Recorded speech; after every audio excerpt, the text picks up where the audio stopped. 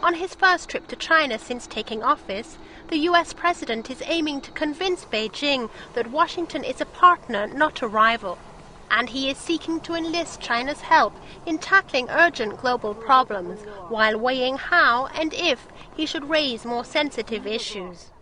Russell Lee Moses is a professor in Beijing and an analyst of Chinese political affairs. He sees a distinct change in the relationship between the two sides.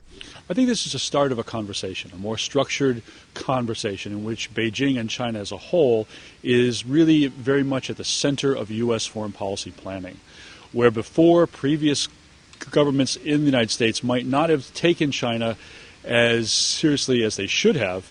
This is going to be a change. Obama is here in many ways to see and to understand that China will have to be the center of the action for some time to come.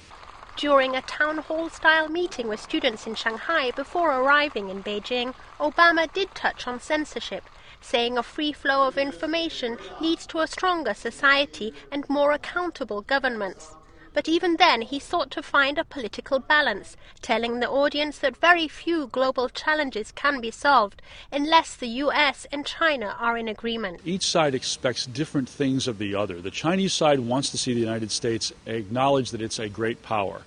The U.S. side really wants China to understand that it needs to take its place among the great powers, but only if it plays by the rules that the great powers have always played with. A Chinese magazine, Globe, reported last week that nearly 80% of Chinese surveyed believe the US does not want to see their country rise. But while he did not shy away from calling for what he termed universal rights, Obama has also put much effort into winning trust from a government and a public that is often wary of US intentions. During his trip to China, Obama has repeated a comment made at the start of his Asia tour, that the US does not seek to contain China, and stressed that the rise of a strong, prosperous China can be a positive development for the global community.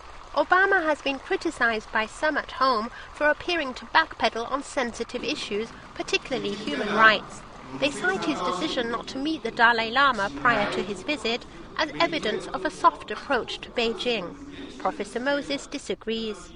I don't think that there's any reason to say that he's soft or hard at this point. We're still in the early stages here. Obama is still feeling his way.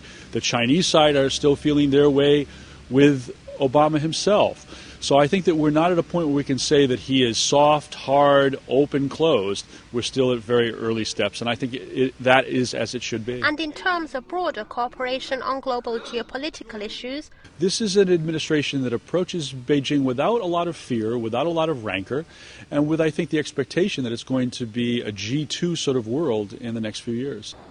So, as Presidents Hu Jintao and Barack Obama spend time together here in Beijing, approaches to the various issues on the table may differ. But what is not in any doubt is the crucial importance that these two leaders and their countries learn to deal with one another in a way that benefits not only the two parties involved, but also the entire world. Neva Wyman, BOA.